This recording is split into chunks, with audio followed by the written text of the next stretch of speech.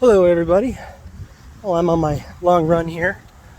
I was thinking about what my daily learning was, and continuing through the 12-Month Millionaire. Great book, highly recommend it on Etsy. I'll keep saying that.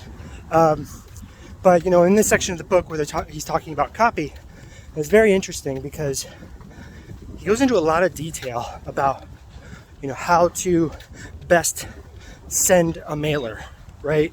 Not that I think you should do mail, but I think this brings up an interesting point. He goes into, what does the envelope look like? What are you stuffing into the envelope? Why are you doing that? What order is it in? How is it facing? A lot of little details. And you know how he knows that? Because he tested the hell out of it.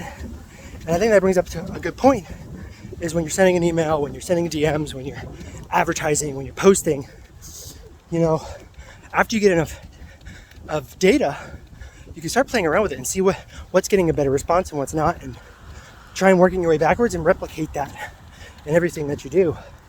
And starting with the really high impact things, biggest reason he points out that nobody's buying your product or service is they're not looking at your stuff. So what can you do first to look at their stuff? That's going to look at your stuff. So that's the highest impact thing you can do first, and then working your way backwards from there. So all these details he goes into is just to give himself the best shot of somebody opening the piece of mail, because he can't sell them unless they open the mail first.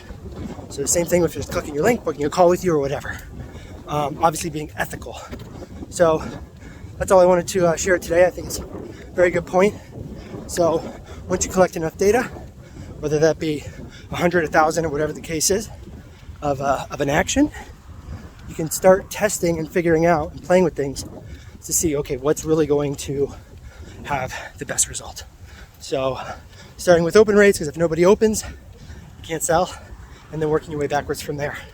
So giving yourself the best shot of all the copy that you're going to learn how to write actually gets read.